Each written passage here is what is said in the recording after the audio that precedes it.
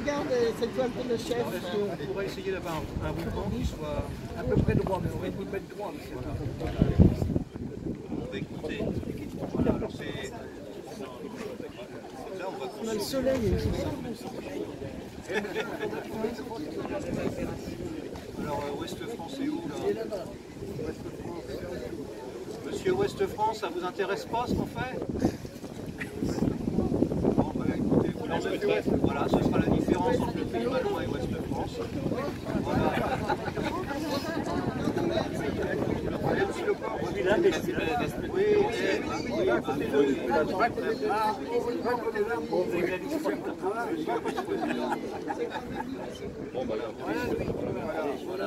Et tous les maires sont là, on est d'accord? Voilà, bon, mais écoutez, de manière symbolique, voilà, ce petit ruban qui nous dit que de manière tout à fait officielle, la déchetterie.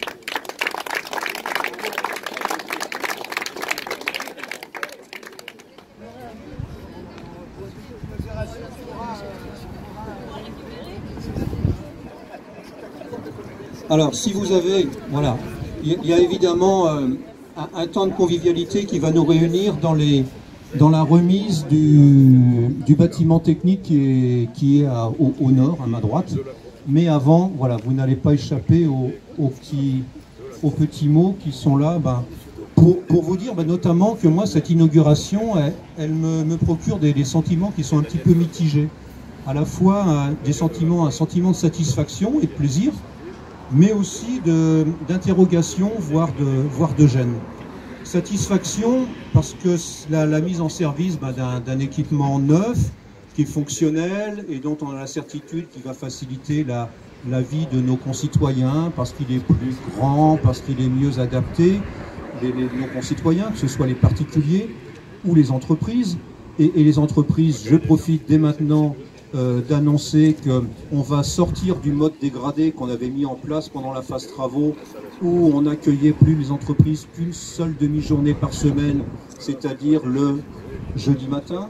Monsieur Leport, venez là. Que le jeudi matin. Et donc dès mardi prochain, voilà, dès mardi prochain, de nouveau, les entreprises auront accès à la déchetterie le matin.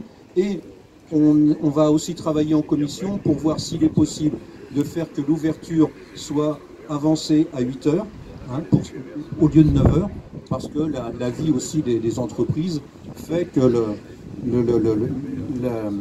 l'accès à cet équipement demande des créneaux qui soient adaptés. Mais alors, pour autant, oui, je vous l'ai dit, cette inauguration, elle m'interroge. Elle m'interroge parce qu'on se dit, voilà, c'est quand même 2 millions d'euros d'investissement sur un équipement qui est mis en service depuis à peine plus de 20 ans. Il y a 20 ans, en gros, les élus de l'époque, j'en faisais partie, voilà, enfin c'est douteux maintenant de dire qu'on a 20 ans d'ancienneté, parce que c'est parfois faut... Enfin bref, il y a 20 ans, on inaugurait déjà cet équipement, et en fait on s'aperçoit bien que le tonnage collecté durant les dernières années était le double de celui pour lequel l'équipement avait été imaginé à l'époque. Alors si la population avait été multipliée par 2 entre-temps, on aurait trouvé ça tout à fait logique, mais malheureusement, malgré l'accroissement démographique de notre territoire, on est loin d'avoir doublé la population en 20 ans. Alors on n'est pas spécialement des mauvais élèves, c'est une tendance nationale qui fait que globalement, au rythme de tous les 25 ans, jusqu'à ce que les premiers plans de prévention commencent à faire leurs effets, et où maintenant on stabilise un petit peu ces volumes, mais on était un petit peu sur ce rythme infernal qui faisait que tous les 25 ans, on avait un doublement des tonnages. Et qu'on le veuille ou non, nos modes de vie, nos modes de consommation font de nous d'énormes producteurs de déchets. On dit souvent qu'une famille de 4 personnes, c'est 1,5 tonne de ménage par an. Qu'un particulier, c'est 1 kg de déchets par jour. Donc ceci doit nous interroger. Et bon, à défaut de changer le monde, on peut peut-être chercher à s'adapter à cette nouvelle donne. Et l'adaptation, dans le sujet qui nous réunit, l'adaptation, c'est la valorisation. Et pour se convaincre de la nécessité de s'adapter en repositionnant les enjeux environnementaux comme il se doit. Je vais prendre le temps de vous lire une petite phrase donc, de Guy McPherson, qui est un économiste, qui dit « Si vous pensez vraiment que notre environnement est moins important que notre économie, essayez juste d'arrêter de respirer le temps que vous comptez votre argent. » Voilà. Essayez juste d'arrêter de respirer le temps que vous comptez votre argent et vous verrez qu'il est peut-être important de se soucier de la qualité de l'eau, de la qualité de l'air, de la qualité des produits qu'on mange et ainsi de suite. Alors sans aller jusqu'au fait d'opposer l'économie et l'environnement, je pense qu'une manière intelligente de réconcilier les deux, c'est justement de prôner l'économie circulaire, c'est-à-dire cette économie qui identifie dans tout ou presque tout eh bien, la possibilité d'être une ressource et donc d'avoir, et non pas un déchet, donc une ressource et non pas un déchet, et donc de pouvoir imaginer une seconde vie, mais au-delà d'une seconde vie, plusieurs vies. Donc c'est ce qu'on connaît de longue date, c'est les plastiques qui viennent des pulls, des polaires, c'est les canettes qui permettent de faire des vélos ou des voitures. Alors bien sûr, il faut beaucoup de boîtes de conserve pour faire une voiture, mais d'un autre côté, on collègue aussi beaucoup de boîtes de conserve. C'est le papier qu'on recycle de manière à refaire des journaux. Et c'est évidemment dans cet état d'esprit que cet équipement a été conçu. Et si vous avez bien noté, je n'ai pas utilisé encore le mot déchetterie, parce que je me pose la question, je crois qu'il y a aussi des messages qu'il faut pouvoir partager avec nos concitoyens, c'est que si on est convaincu qu'ici on ne collecte pas des déchets, mais des ressources, je me pose la question de savoir s'il faut durablement continuer à appeler ces équipements des déchetteries et pas plutôt. Alors, vous allez me dire, ressourcerie et recyclerie, c'est déjà pris. Oui, mais on peut peut-être réfléchir parce que recyclerie, en effet, c'est le projet qu'on porte sur le pays de Dole et la baie du Mont-Saint-Michel. C'est la partie la plus aboutie pour donner une deuxième vie aux objets, mais pour les objets les plus nobles, le petit mobilier, les livres, les vêtements, le petit électroménager. Mais l'économie circulaire, c'est aller bien au-delà de ça. Et l'objectif, à terme, c'est de se dire que plus de 80% de ce qui sera apporté sur cet équipement, eh bien, aura une deuxième vie. Voilà, c'est d'imaginer que la part de ce qui va être enfoui, voire incinéré, doit demain être inférieure à 20%. Donc vous voyez que ça va bien au-delà de la vaisselle qui va être apportée ou du petit mobilier. Alors, Antoine Hervé vous l'a expliqué, pour favoriser la valorisation, eh bien, c'est le fait d'avoir maintenant 10 caissons qui soient à la disposition, alors qu'avant on était à 6, donc c'est essentiellement sur le mobilier, sur le bois traité d'un côté, sur le bois non traité qu'on va s'améliorer. C'est des locaux plus adaptés pour collecter tout ce qui est lié à l'électronique, les huiles usagées, ce qu'on appelle, alors on est toujours très fort dans le domaine des déchets, on parle des EVS, donc les EVS, les emballages vides, souillés, donc en gros le pot de peinture, les contenants dans lesquels on avait des produits pas forcément trop sympas, et puis le fameux local de réemploi qu'on a visité tout à l'heure, et qui, comme je disais tout à l'heure, préfigure la création d'une recyclerie, et je suis heureux de saluer la présence parmi nous des membres de l'association Des idées plein la terre. Alors ils ont à la fois des idées plein la tête, mais on a aussi tous des idées plein la terre. Donc Dorian et Charlène qui étaient par là tout à l'heure, vous nous faites coucou, voilà, ils sont là. Et donc qui fait aussi que ce chantier, eh bien c'est à la fois, c'est le monde associatif qui le porte, mais c'est aussi la collectivité. Voilà, la collectivité ne peut rien faire sans la société civile, mais dans ce cas présent, la société civile ne pourrait rien faire sans la collectivité.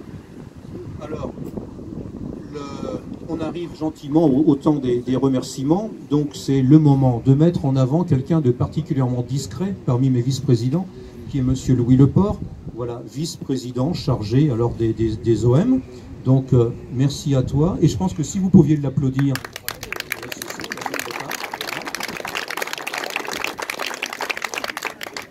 avec Louis, ou derrière Louis, bien, les membres de la commission valorisation.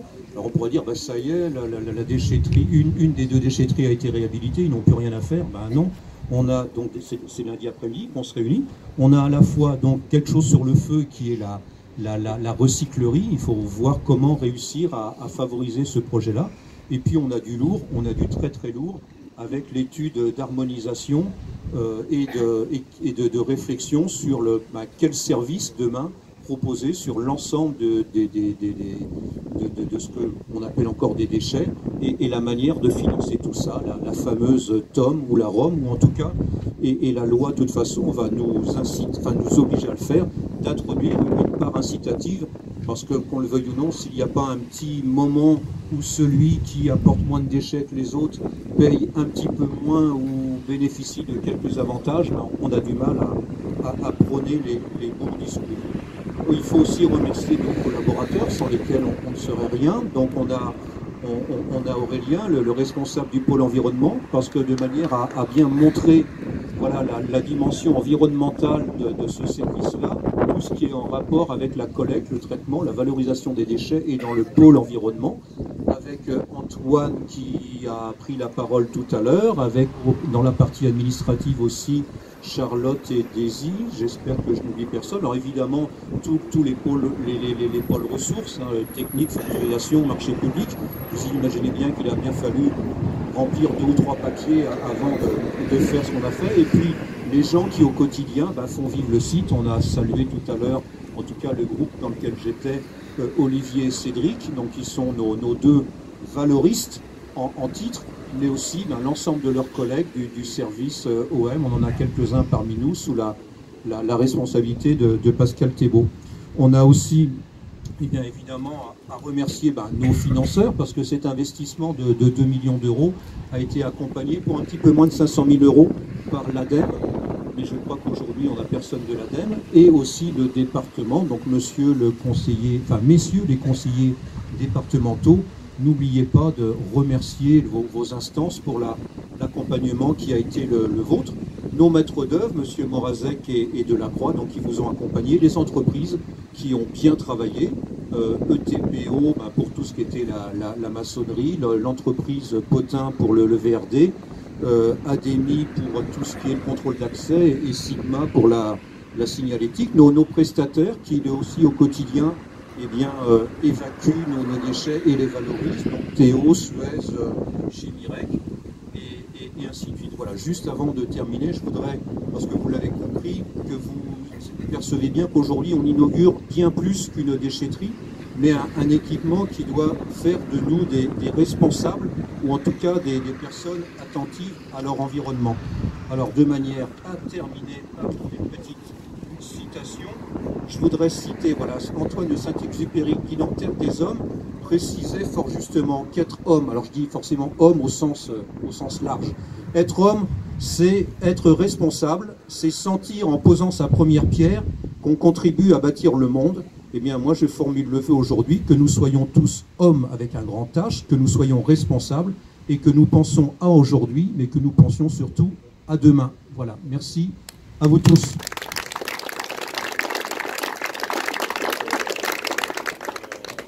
Monsieur le représentant du département, Jean-Luc Chenu, le président, était avec nous, était à Dole à quelques dizaines, centaines de mètres. C'était mardi soir, je crois, lorsqu'on a signé la convention sur la lecture publique. Donc il s'est excusé pour aujourd'hui, mais il est représenté par monsieur Colombel, voilà, qui est le référent du département, au-delà de l'excellent Jean-Luc Bourgeot, qui est le conseiller départemental en titre, avec Agnès Toutan, qui s'est excusé aujourd'hui. Oui, donc je vous remercie de me laisser la parole.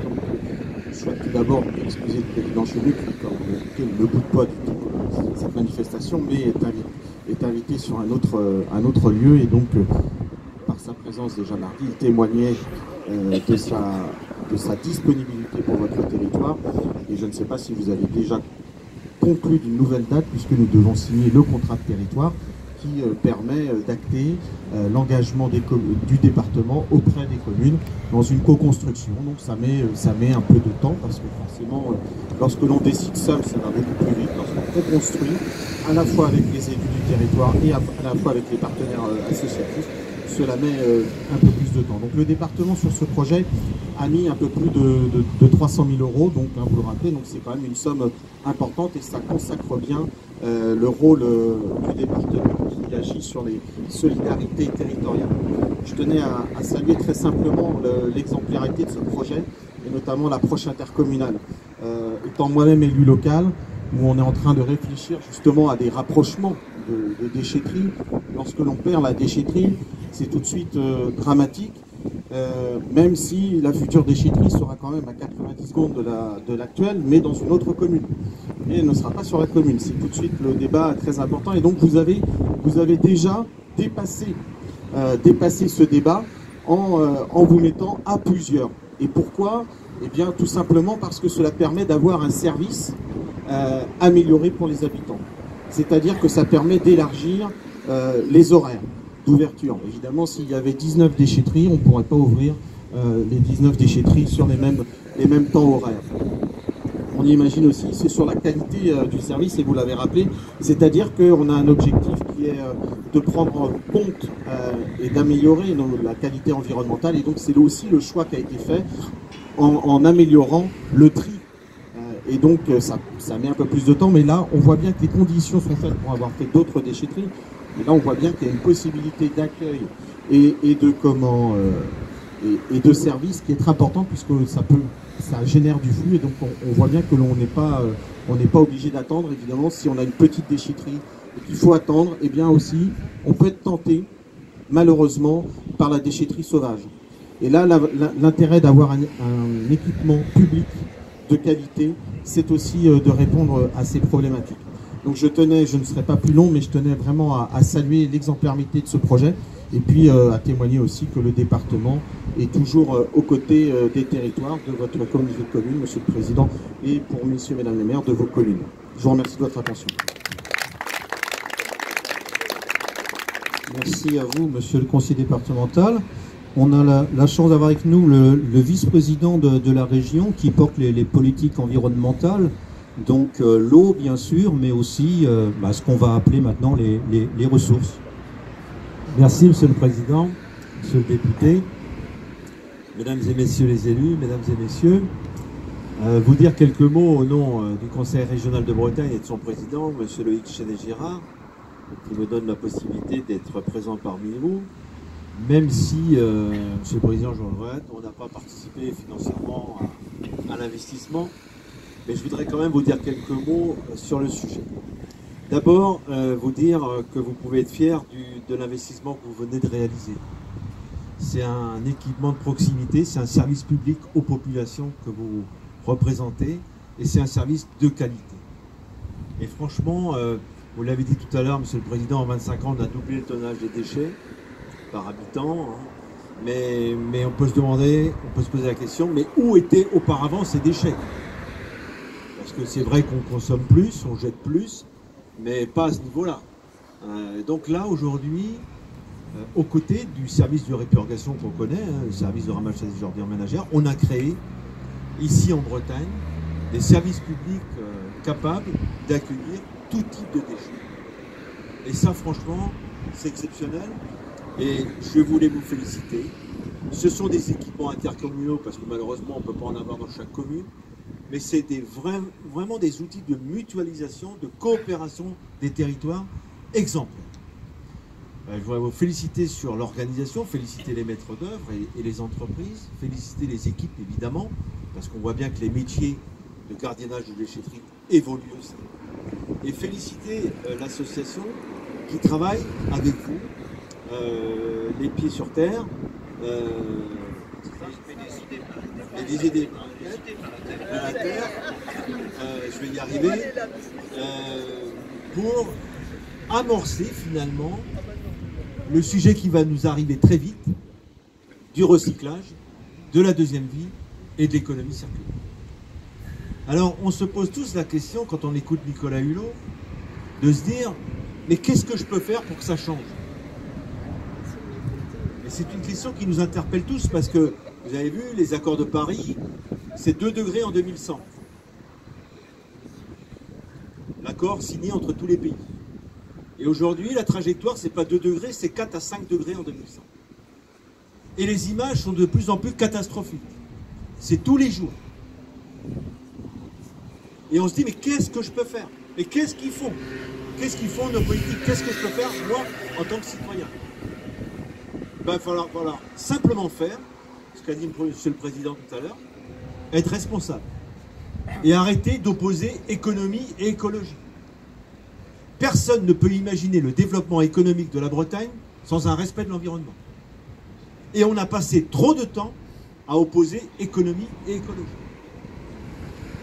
Et sur la question des citoyens, la première chose que je peux faire, bah, c'est changer mon acte de consommation, mon acte d'achat et mon acte de tri et de recyclage. Et la période où je jetais tout n'importe comment est révolue. Et aujourd'hui, tout peut être trié, tout peut être recyclé et tout peut rentrer dans une deuxième vie. À une seule condition, c'est que quand on arrive ici, tout ne soit pas mélangé et qu'on puisse réellement avoir des outils pour trier. Et aujourd'hui, au moment où je vous parle, la Bretagne produit 2 millions de tonnes de déchets. Et elle en enfouit 500 000 tonnes par an. Chez les autres, parce que c'est toujours plus facile chez les autres. Donc on met des camions sur les routes. Donc les Bretons ont une responsabilité à assumer. C'est que demain, on va écrire dans le plan régional, non pas des déchets, mais des ressources, qu'on va interdire l'enfouissement des déchets. Ça va être écrit dans le plan régional, qui est en cours d'élaboration, qui succède aux plans départementaux que vous aviez précédemment élaborés. Et on va dire que non seulement on ne va plus enfouir, mais on va mettre les conditions de tri, de recyclage et de deuxième vie en place en Bretagne. Vous savez que les Bretons sont les meilleurs trieurs de France. Et pourtant, il nous reste encore beaucoup de choses à faire. Donc tout le sujet aujourd'hui, c'est de ne plus considérer tout cela comme des déchets, comme l'a dit le Président, comme des ressources potentielles pour notre développement économique. Et tout est récupérable, tout est recyclable, tout peut rentrer dans une deuxième vie, sous la condition évidemment qu'on ait des équipements comme celui-ci. Donc rien que pour cette raison, je suis content d'être parmi vous, Monsieur le Président.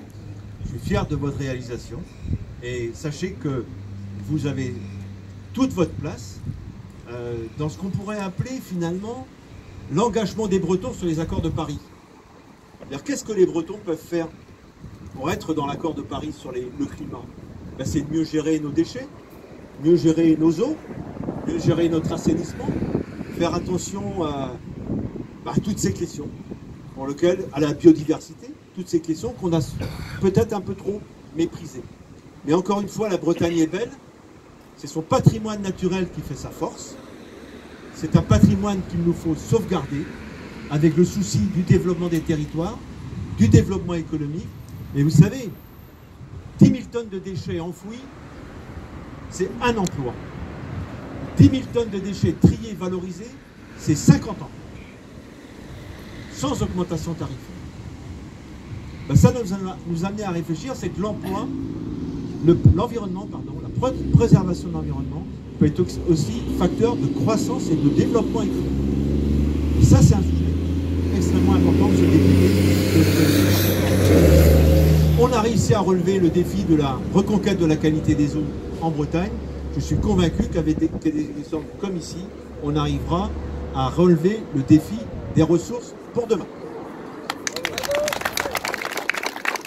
Merci à vous, Monsieur le Vice-président, pour ces propos mobilisateurs. Monsieur le député, vous avez la dure tâche, mais c'est aussi une grande responsabilité de voter les textes de loi. Donc voilà, on vous donne la parole pour que vous nous éclairiez sur la volonté du Parlement et bien de bien s'orienter vers des politiques qui permettent de donner des moyens aux actions qu'on veut déployer sur le territoire.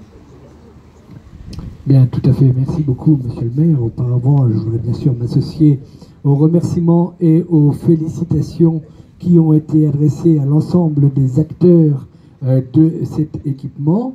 Saluer Monsieur le vice-président du conseil régional, Monsieur le vice-président du conseil départemental, mon collègue Jean-Luc Bourgeot, conseiller départemental, l'ensemble des maires de la communauté de communes Pays de Dole, Baie du Mont-Saint-Michel, ici présents, et les féliciter, notamment Louis Leport, le maire de Saint-Marcan, pour cette réalisation qui me semble, d'après le premier aperçu, que j'en ai absolument exemplaire, mais ce sont évidemment les usagers qui vous le diront au fil du temps, et vous, élus, qui vous en rendrez compte au fil du temps. Monsieur le maire, dans votre intervention préalable, vous disiez que cet investissement avait coûté 2 millions d'euros et que vous étiez un petit peu interrogatif quand vous voyez qu'un équipement qui a été créé il y a 20 ans, eh bien au bout de 20 ans, il y a déjà besoin de mettre 2 millions d'euros pour l'améliorer, le rendre plus pratique d'utilisation, plus adapté au mode de vie des personnes aujourd'hui, à leur façon de trier leurs déchets. Eh bien moi, j'y vois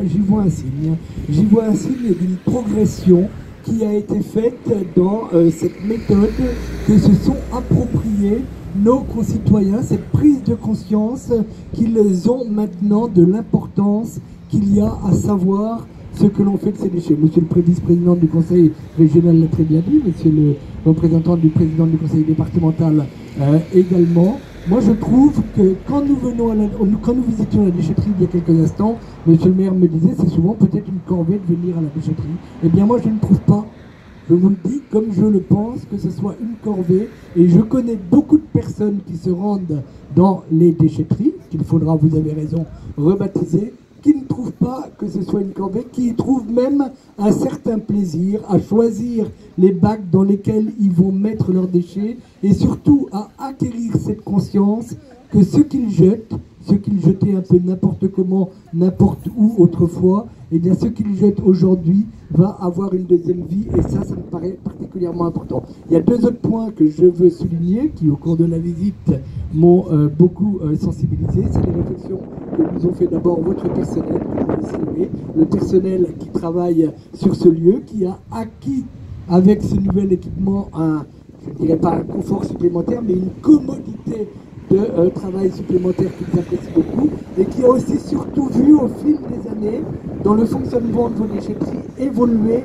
son métier, et se le rendre de plus en plus spécialisé, de plus en plus intéressant pour eux, rendre ce contact qu'ils ont avec la population de plus en plus passionnant dans le travail qu'ils font, et ça me paraît particulièrement intéressant si nous voulons intéresser les personnes à ce type de travail. Il y a un autre point très important, c'est l'accueil des entreprises. J'ai été surpris de voir que ici, vous accueillez les entreprises qui viennent déposer leurs déchets. Ça me paraît être un élément fort aussi de cette déchetterie. Les autres déchetteries de la circonscription de Saint-Malo ne le font pas. Monsieur le maire, je vous le dis, celle-ci est la seule à le faire, et je trouve qu'il y a là aussi un effort remarquable de votre communauté de communes. Alors c'est vrai que l'environnement, la gestion des déchets, la qualité de l'eau, la qualité de l'air, nous en discutons à l'Assemblée nationale, et je sors actuellement d'un débat qui a été pour moi particulièrement difficile parce que les décisions à prendre dans les votes que nous faisons ont été souvent extrêmement compliquées, qui a beaucoup traité de cette aspiration de nos concitoyens qui est de plus en plus forte à un meilleur environnement, à une meilleure santé, à ceux qui respectent leur santé, à un meilleur traitement de la condition animale, à un meilleur traitement de ce que nous faisons de leurs déchets. Nous avons pris des décisions extrêmement fortes dans ce projet de loi, et que l'on y soit favorable, que l'on trouve que l'on ne va pas assez loin, que l'on y soit défavorable, eh bien il y a eu un débat très fort qui a été introduit, et j'ai senti qu'entre la première lecture de ce débat qui a eu lieu au mois de juin dernier et la deuxième lecture que nous avons eue cette semaine, eh bien, dans la population, à travers ce débat, ça n'est pas toujours le cas dans les débats que nous avons eus à l'Assemblée nationale, il y a eu une prise de conscience. Les citoyens se sont appropriés de nos discussions, nous ont interpellés, nous ont engueulés aussi, il faut bien le dire, mais les citoyens se sont interpellés, se sont appropriés tout ce dont on nous avait discuté, et ça me paraît être un signe particulièrement important de l'évolution qu'il y a dans notre pays en matière d'environnement. Alors c'est vrai, nous avons encore des dispositions à prendre, c'est vrai qu'il n'est pas normal que des personnes qui prennent le soin de trier leurs déchets, de bien faire attention à ce qu'ils mettent dans leur bac à leur domicile ou ce qu'ils viennent déposer à la déchetterie, eh bien ce sont des choses différentes. Ils ne sont pas forcément récompensés financièrement actuellement, puisque la taxe de l'ordure ménagère, elle est identique pour tout le monde. Eh bien oui, il faut que nous trouvions les moyens pour mieux gérer ça, et il y a encore de nombreuses évolutions qui vont venir, qui vont voir le jour dans les mois à venir dans ce domaine. On parle actuellement à l'Assemblée nationale, ça fait partie des débats au sein de la Commission de développement durable, du pesage des déchets à domicile. Savoir quel est le poids. Alors c'est particulièrement compliqué à mettre en place, mais tout ça, ce sont des évolutions qu'il faut que nous ayons en tête. En tout cas, voilà ce que je voulais vous dire ce matin. J'étais particulièrement heureux de participer à cette inauguration. L'équipement me paraît exemplaire, facile d'accès, pouvant accueillir de nombreuses voitures. Nous l'avons vu sur la plateforme des déchets verts. 8 voitures peuvent déverser en même temps. Les files d'attente maintenant ne devraient plus exister. Peut-être que dans 20 ans, vous aurez besoin de doubler la surface de cette déchetterie missionnaire.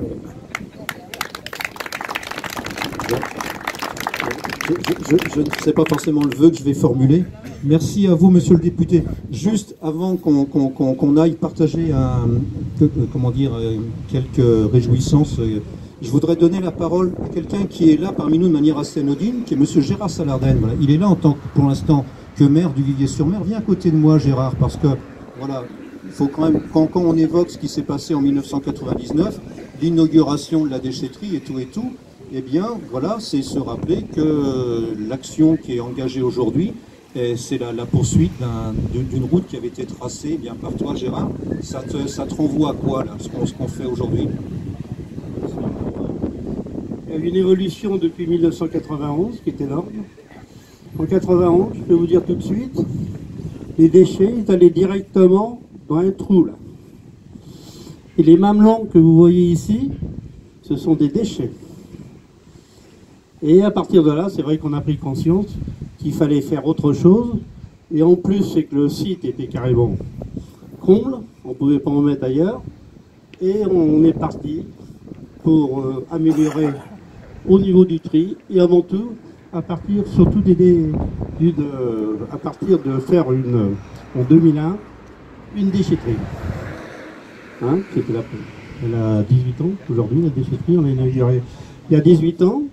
Alors déjà, on s'est mis à trier la ferraille, les encombrants, le bois. Il y avait 5, si je me rappelle, il devait y avoir 6 bennes. Hein. Alors aujourd'hui, il est vrai qu'on a mis en route aussi, hier plutôt, on a mis en route la collecte sélective, hein, qui a eu un franc succès, le problème, aujourd'hui ça tourne très bien. Et nous avons mis aussi, qu'on a refait l'espace au niveau des déchets, de l'enfouissement des déchets. Nous avons aussi réalisé un beau bâtiment technique. En même temps, en 98, nous avons ici un quai de transfert pour récupérer les déchets de Plaine-Fougère ou du canton de Plaine-Fougère, de la communauté de communes et de Dole pour aller sur Tana. Vous voyez, on a fait beaucoup de choses. Et pour terminer aujourd'hui même, par cette nouvelle déchetterie qui est magnifique, et en plus, où il y avait un besoin réel. Il est vrai que, comme tu l'as dit à l'instant, on a doublé les déchets, et en plus, on n'a pas doublé en quantité d'habitants. Alors, cherchez l'erreur, mais il faut voir que chacun de nous, à chaque fois que vous videz votre grenier, une fois ou 2 fois par an, ben vous venez à la déchetterie. Je ne sais pas comment on fait pour en passer tout ça, et c'est vrai que c'est tout le monde. Alors en plus, c'est qu'on est dans un secteur, on a quand même pas mal de résidences secondaires. Et on voit pendant l'été arriver tous ces gens-là, hein, qui vident de leur maison, ou qui achètent des maisons, il faut vider l'ancienne, et tout ça, c'est encore un plus qui se fait à notre niveau. Et je crois qu'on peut féliciter avant tout le président, mais mon ami, comment il s'appelle, Hervé, et lui aussi, et Antoine, Antoine, je salue, parce que on semble qu'on a travaillé pendant 25 ans. Pas tout à fait. Mais je connais des employés qui vont prendre leur retraite bientôt, hein, et où j'ai travaillé pendant, ils ont travaillé avec moi pendant 25 ans, ni plus ni moins. Alors, merci à vous. Merci à vous aussi, à tous les élus aujourd'hui même, aux députés, à notre ami, je cherche son nom, son prénom. Gilles, c'est mon fils. Bah oui. Monsieur Burlot, oui, parce que c'est un ami de ma fille. Hein, bah oui. Et à vous tous en général, et que cette déchetterie fonctionne, apporte une amélioration au fonctionnement de chacun. Merci Gérard. Ça me semblait important de te donner la parole, parce que voilà, on n'invente rien, on ne commence jamais rien, on continue les actions qui ont été engagées. Donc on va se cheminer gentiment. Et puis, monsieur le député, je pense que la prochaine inauguration, ce ne sera pas pour un agrandissement, ce sera pour inaugurer la centrale photovoltaïque qu'on a comme objectif d'installer. Alors c'est un projet qui est porté de manière citoyenne, qui sera installé sur cette décharge réhabilitée, de manière à se faire pardonner des horreurs environnementales qu'on a tous collectivement fait à une époque. Voilà. Voilà, merci. Et puis donc, suivez le guide, il y a un petit escalier par là pour aller dans la remise qui est derrière le bâtiment.